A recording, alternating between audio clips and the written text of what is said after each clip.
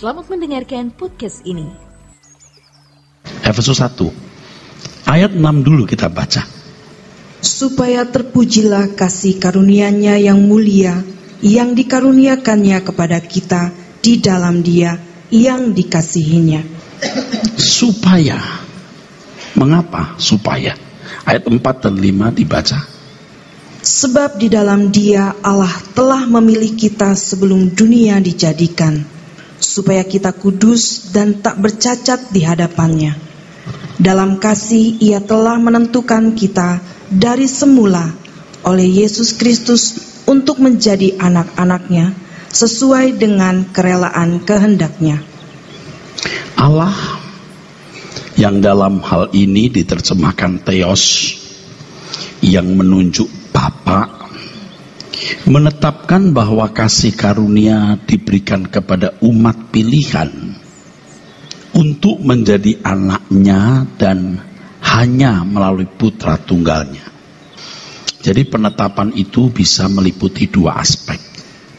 Yang pertama, Allah tidak menetapkan umat pilihan sekedar menjadi orang biasa atau umat beragama yang menganut agama tertentu, dalam hal ini agama Kristen, tetapi ditetapkan untuk dapat menjadi anak-anak Allah, anak-anak Theos, anak Bapa.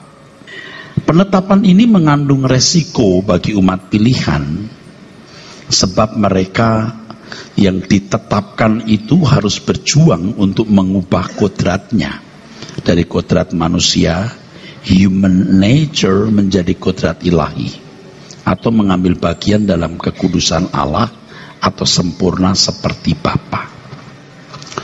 Maksud penetapan dalam ayat ini, saudaraku, selain yang pertama ditetapkan jadi anak Allah, itu berarti mengandung konsekuensi atau resiko. Saudara harus mengubah kodrat.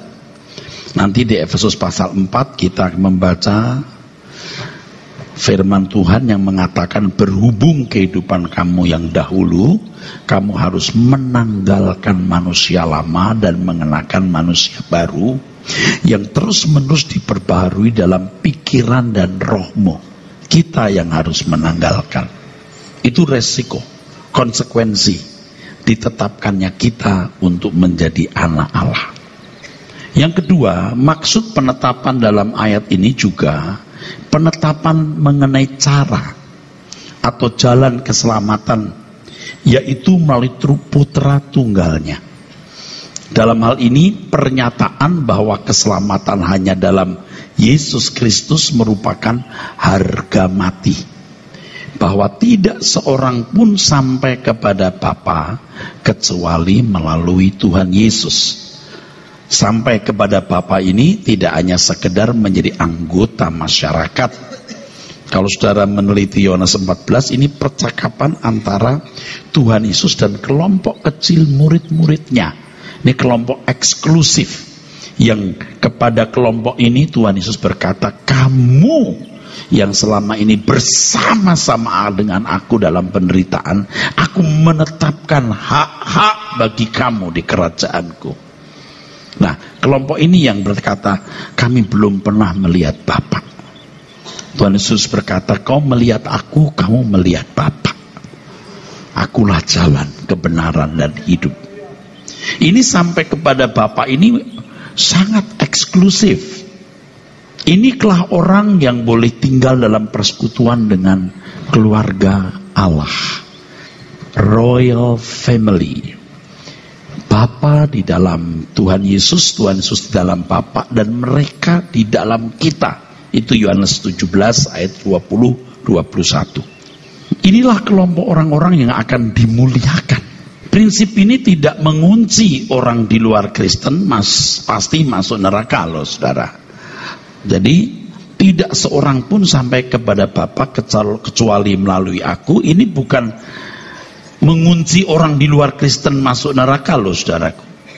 Hal ini seharusnya tidak mengganggu orang beragama lain, selama mereka berbuat baik, termasuk menghargai orang yang beragama lain. Jadi kita harus mengerti orang yang menolak Yesus, orang yang netral, dan orang yang menerima. Orang yang netral kalau memang hatinya jahat, maksud saya orang yang mestinya bisa netral tapi jahat, dia pasti membenci. Bukan hanya membenci Yesus, pasti juga membenci agama lain yang tidak sealiran dengan dia. Pasti dia akan mengadakan bencana bagi orang yang beragama lain.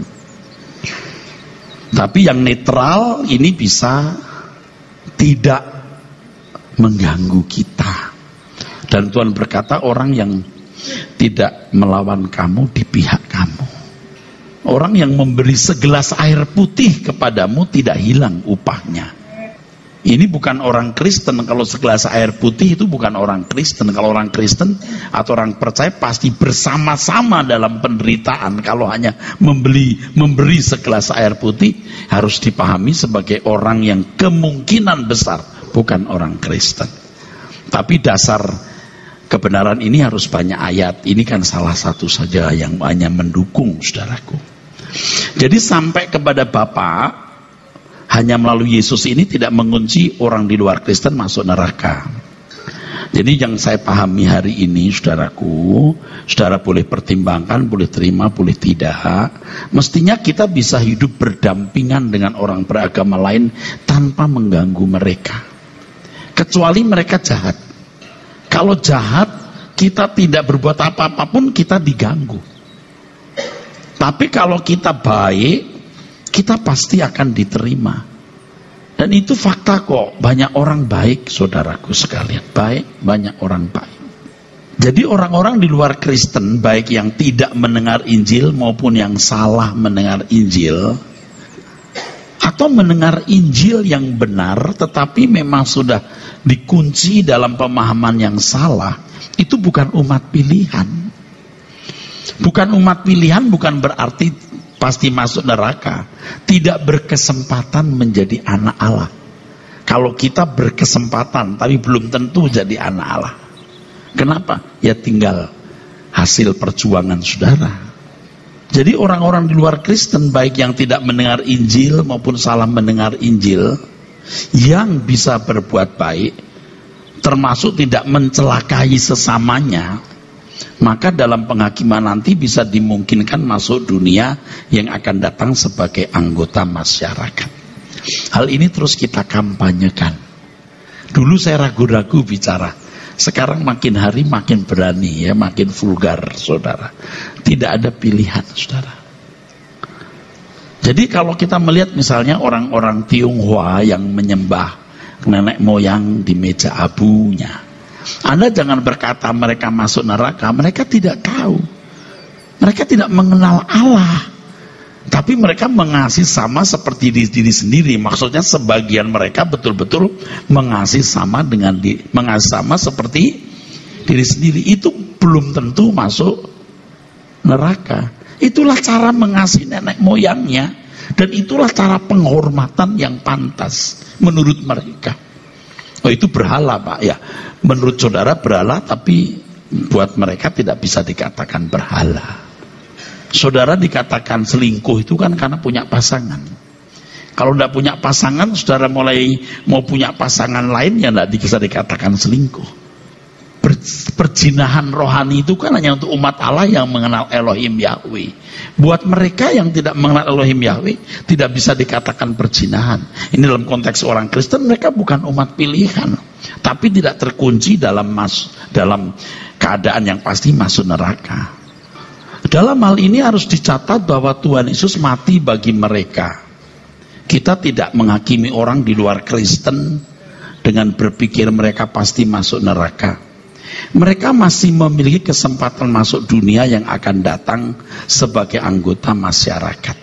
Jadi kalau saya lihat di TV ada dialog-dialog gitu tentang agama, ya, atau dialog mengenai agama lain, atau agama lain, tokoh-tokoh agama yang sedang mempercakapkan keyakinannya, saya melihat ada orang-orang baik dan saya terenyuh.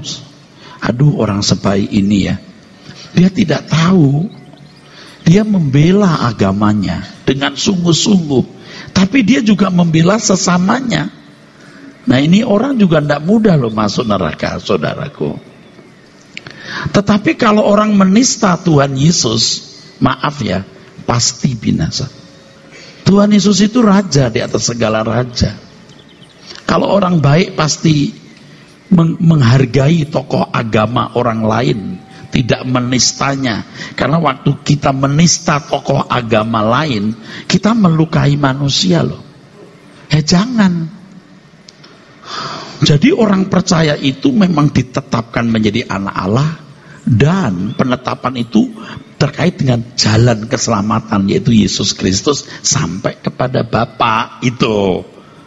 Kalau saudara seperti yang saya khotbahkan hari ini, ya, saudara merasa sudah selamat karena Yesus telah memikul dosa saudara. Saya harus berani tegas katakan bahwa Yesus tidak mati untuk sebagian orang, tapi untuk semua manusia.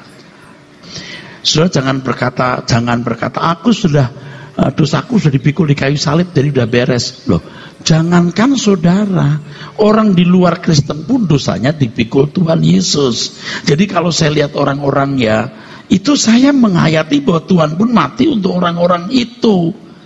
Tuhan pun sayang kepada semua manusia. Dia bukan monyet, dia makhluk yang punya kesadaran kekal. Tuhan tidak menghendaki seorang pun binasa. Seorang pun ini termasuk orang mana saja, agama mana saja, suku apa saja loh. Ayo berpikir dengan range yang luas, saudaraku. Jadi kalau ada orang menista Yesusnya, itu buat saya pasti orang itu nggak baik. Orang Kristen pun tidak boleh menista sosok tokoh-tokoh agama manapun, tidak boleh. Itu kan orang baik juga begitu. Saudara boleh tidak percaya, tapi jangan mencela. Jangan mencela. Tutup mulutmu. Orang baik kan begitu. Jadi kalau Yesus dinista, saya pasti yang menista itu bukan orang baik. Sama seperti orang Kristen yang tahu tata krama etika hidup. Dia tidak akan menista sosok agama lain, tokoh-tokohnya. Kenapa? Ya etika hidup. Soal nanti siapa yang masuk surga, masuk neraka, itu kan urusan belakang nanti di pengadilan Allah. Bukan urusan kita hari ini. Oleh sebab itu orang Kristen dipanggil untuk memiliki perbuatan yang baik kepada semua orang, agar tidak membuat mereka menista nama Tuhan Yesus. Kita loh yang tahu bahwa penetapan jalan keselamatan hanya lewat Yesus, itu hanya kita loh. Semua dosa dipikul Tuhan Yesus. Bagi kita yang mengenal Tuhan, kita harus menerima penetapan sebagai anak dengan resiko harus merubah kodrat dan berjuang. Bagi mereka yang tidak mengenal, ya mereka harus berbuat baik.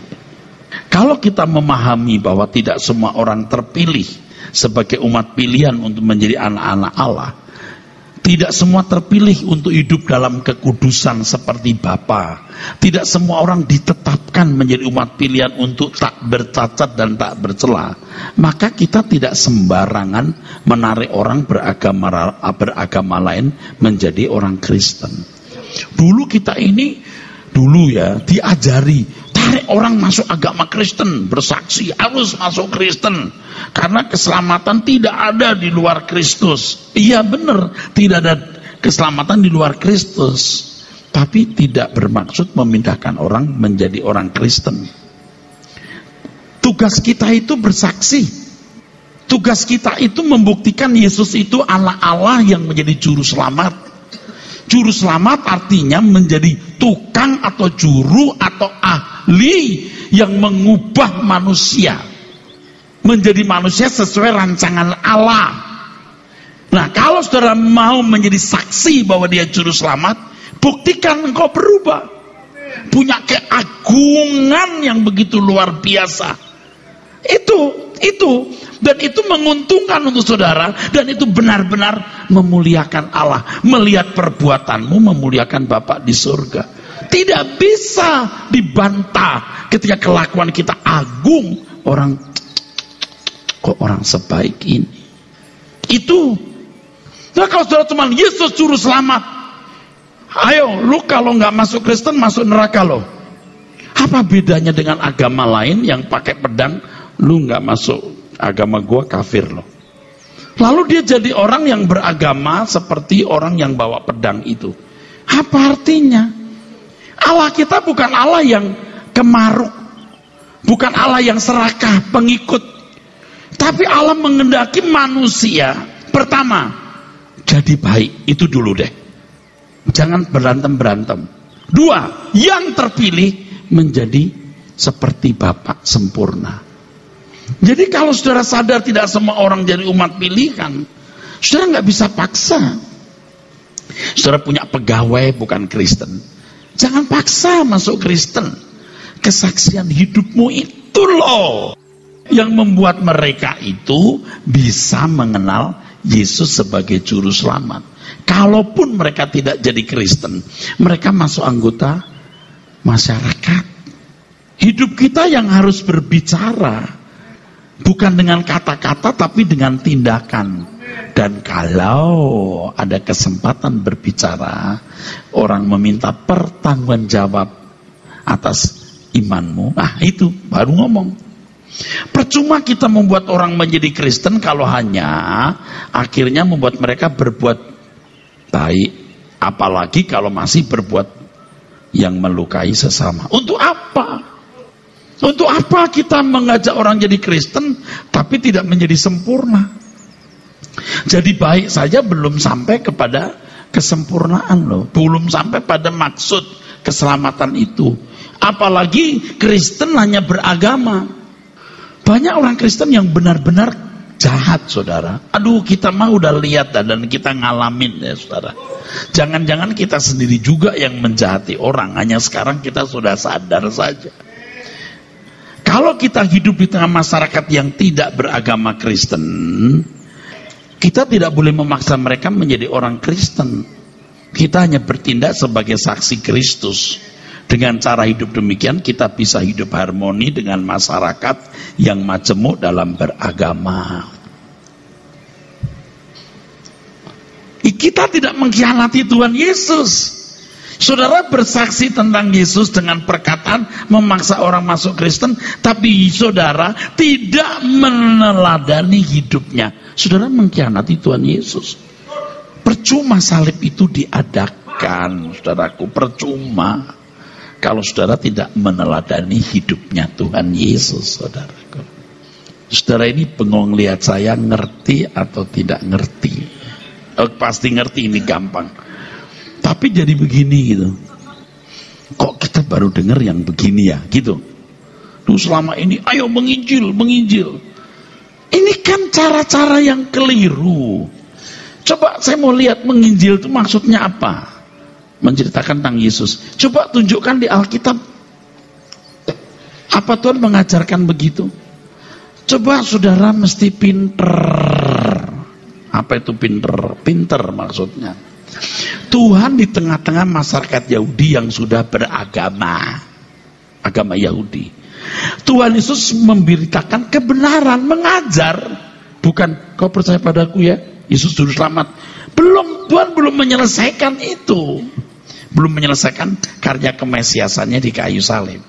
Lalu kalau murid-muridnya meneruskan apa yang Tuhan Yesus ajarkan itu, bertekun dalam pengajaran rasul-rasul. Nah, kalau ke daerah-daerah Pak, kalau ke daerah-daerah Paulus ke sinagog-sinagog, kumpulan orang-orang Yahudi. Tetapi Tuhan juga memberi peluang. Paulus dipatok ular, tapi nggak mati. Orang, kok bisa nggak mati? Nah, lalu gubernur memanggil dia, tanya, kok bisa nggak mati? Itulah dia bersaksi. Jangan menciptakan situasi suka-suka sendiri. Tuhan akan pimpin, tapi yang penting hidup saudara harus jadi teladan. Maka Paulus misalnya di kota Efesus ini, dia di dalam Kisah Rasul dia mengatakan, kamu melihat hidupku sejak hari pertama aku bersama-sama kamu. Aku tidak mengingini apapun dari kamu, pakaian, barang, emas dan lain-lain. Sudah jadi teladan hidupnya. Maka dia bisa berkata, ikutilah teladanku. Tuh. Menginjil itu apa? Jadi hidup sebagai saksi Kristus Melalui perbuatan kita membuktikan Yesus anak Allah yang menyelamatkan, artinya mengubah kita menjadi anak-anak Allah yang berkeadaan sempurna seperti Dia. Jadi mestinya kita takut menceritakan tentang Yesus Juru Selamat kalau kita belum menampilkan kehidupan sebagai anak Allah. Nah, di sekolah Alkitab itu yang diajari itu debatnya, pinternya, sistematika teologinya. Maka manusianya ketika lu sekolah Alkitab hanya jadi pegawai gereja, bukan pegawai Tuhan. Memang ada yang jadi pegawai Tuhan, memang kerja penuh untuk Tuhan. Tapi banyak yang jadi pegawai gereja. Emangnya Pak Era sudah sempurna? Kamu punya kuping enggak? Dari tadi aku udah bilang belum juga. Tapi ini kita sudah mengerti yang benar, kita bareng-bareng lah berubah, ya enggak? Loh, yang di belakang begini bengong. Loh, iya enggak saudara? Saudara mau berubah enggak? Amin. Dengan cara demikian tidak tertutup kemungkinan orang yang tertarik memilih mengikuti Yesus itu karena mau ikuti gaya hidup kita, bukan gaya agama Kristen kita. Aku mau jadi Kristen, ke gereja nyanyi-nyanyi, demen lihatnya. Kok demen lihat orang nyanyi loh? Aku mau jadi Kristen karena demen di gereja masih ada mujizat. Ya memang ada orang yang ke gereja karena mujizat. Tapi setelah itu harus diarahkan bagaimana menjadi murid. Kan Tuhan yang berkata, jadikan semua bangsa muridku. Nah, kita sekarang sampai di sini supaya terpujilah, ini sampai ditetapkan menjadi anak Allah. 2, ditetapkan melalui Yesus. Melalui Yesus untuk menjadi anak Allah dalam persekutuan dengan Bapa. Engkau dalam aku dalam engkau, mereka dalam kita. Kalau saudara mengerti hal ini, saudara tidak ingini apapun. Aduh Bapak Ibu, saya belum sempurna, tapi semakin mengerti ini, aduh kita semakin gak pengen apapun. Saya gak main-main, saya berdoa melihat langit, Bapak aku memilih engkau, aku memilih pulang ke surga. Aku takut kalau semangat ini jadi kendor. Kan semangat itu indah banget gitu dirasa. Rasanya kita merdeka terbang gitu. Takut kalau aku masih mengini dunia lagi. Dan saya menemukan satu kebenaran. Kalau ada sedikit saja keinginan kita untuk daging atau dunia, langsung itu kerinduan kita kan Bapak itu bisa buyar saudara. Atau tidak utuh saudara. Aduh percaya deh, amin. Jadi Tuhan itu betul-betul ingin kita bulat. Nah, saya itu kadang-kadang pesimis. Orang bisa enggak begini loh, saya sendiri, saya juga untuk bulat permanen dan konsisten kadang-kadang berjuang. Kita masuk di bawah ini, kebenaran berkaitan dengan ini. Yuk. Supaya terpuji kasih karunia Allah Bapa yang mulia yang dikaruniakan Bapa kepada kita di dalam Yesus Kristus yang dikasihinya. Supaya terpujilah kasih karunia Theos Allah Bapa yang mulia yang dikaruniakan Allah Bapa kepada kita di dalam Yesus yang dikasihinya. Dalam ayat ini ditunjukkan kepada kita bagaimana Bapa mempermuliakan anaknya, Tuhan Yesus. Kasih karunia yang diberikan kepada manusia melalui diri putra tunggalnya. Ini mempermuliakan Tuhan Yesus. Apakah tidak ada cara lain untuk memberikan kasih karunia-Nya? Maybe ada. Tetapi faktanya Bapak tidak memilih dan menggunakan cara lain. Bapak sudah pernah memberikan kemuliaan kepada anaknya ini sebelum dunia dijadikan. Dan konsisten Bapak memberikan kemuliaan dengan cara menjadikan diri putra tunggal kekasihnya sebagai jalan keselamatan. Alkitab jelas menunjukkan bahwa Bapak memilih putra tunggalnya sebelum dunia dijadikan sebagai jalan keselamatan. Jadi tentu setelah kejatuhan manusia, setelah Lucifer jatuh, ya, Lucifer jatuh ke dalam dosa, lalu anaknya yang disediakan. Kamu siap turun ya kalau manusia gagal dan kamu terakhir ini. Wah, itu berat. Mestinya jangan Tuhan Yesus dulu, yang lain dulu, kalau gagal baru ini paling akhir. Tapi langsung paling akhir setelah manusia. Itu luar biasa, saudaraku. Sebelum dunia dijadikan, coba, jangan berpikir Allah merancang manusia jatuh dalam dosa. Sebab ketika Allah berkata, baiklah kita menjadikan manusia menurut gambar dan rupa kita, di situ sudah termuat secara implisit kemungkinan manusia jatuh. Karena punya kehendak bebas seperti kita. Punya kehendak bebas. Dan untuk menjadi jalan keselamatan, putra tunggalnya harus mengorbankan dirinya. Ayat 17 dibaca. Maaf, ayat 7. Efesus 1 ayat 7. Sebab di dalam Dia dan oleh darahnya kita beroleh penebusan, yaitu pengampunan dosa menurut kekayaan kasih karunia-Nya. Harus sampai mati, sampai mencucurkan darah. Elohim Yahweh berkata kepada Lucifer, iblis ya, Syaitan, Sintet Nun. Itu kalau dalam bahasa Ibrani menggunakan huruf itu. Kamu melihat iblis hambaku Ayub? Oh, lihat. Bagus kan? Dia takut kepadaku. Dia saleh, tidak ada orang sebaik dia. Ya, tentu saja karena engkau memagari dengan malaikat-malaikatmu menjagai dia. Coba kalau kau ambil semua hartanya.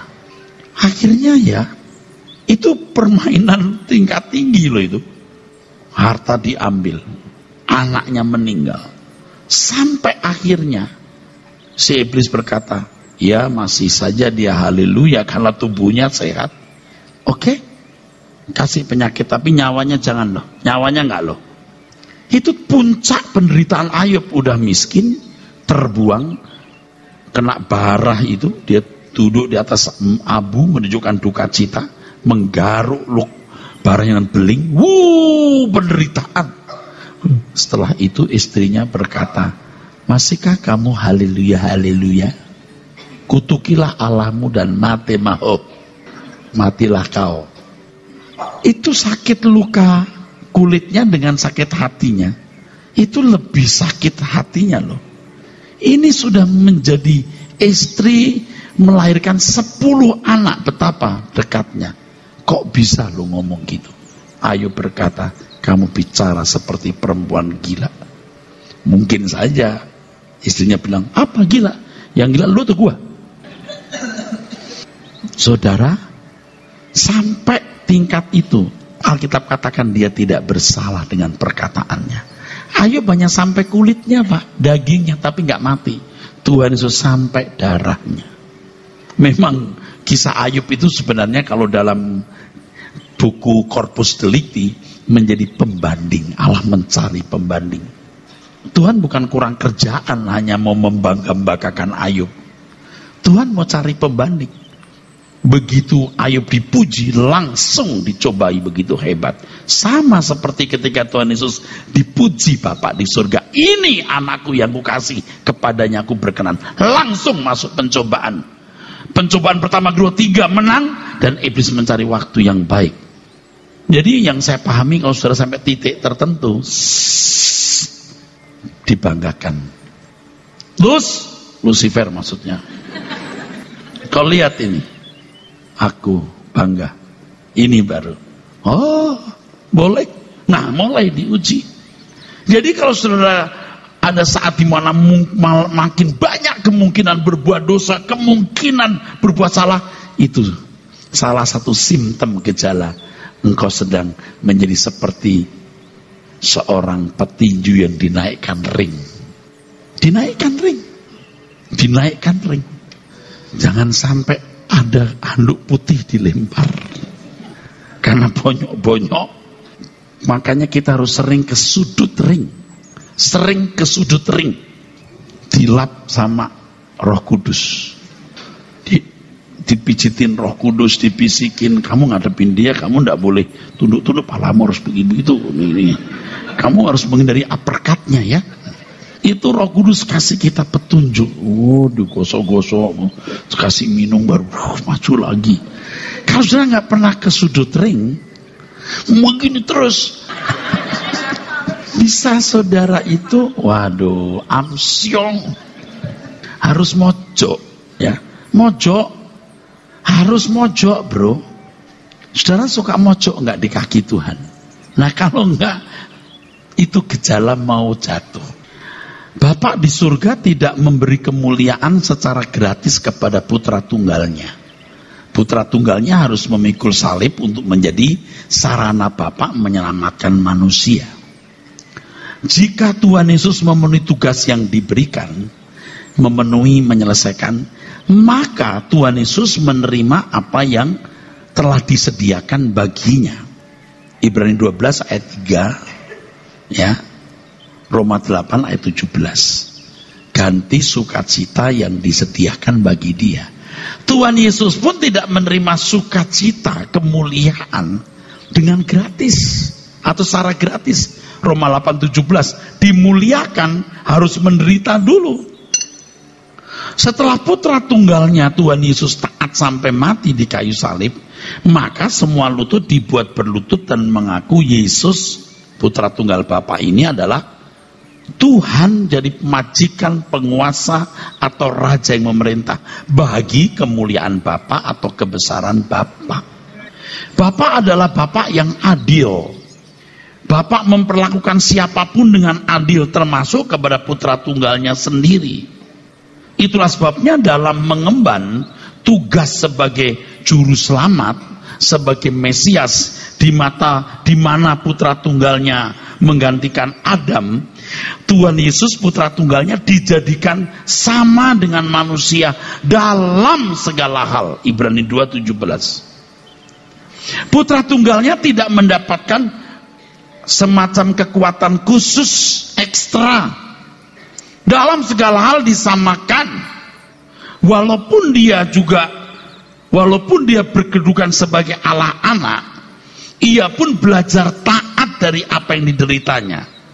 Ibrani 5 7-9. Dia juga tahu diri, dia mengerti Bapa melucuti dirinya. Dan itu maunya dia. Ia mengosongkan dirinya. Jadi kalau dikatakan di Filipi 2:5-7 dia mengosongkan dirinya, bukan tidak mungkin ketika Bapak berkata kamu siap, ayo kosongkan, kasih Bapak semua kekuasaan. Dia serahkan kemuliaan ini kepada Bapak. Ini nggak bisa dijelaskan karena saya juga tidak mengerti, tetapi prinsip ini pasti benar, yaitu dia mengosongkan diri.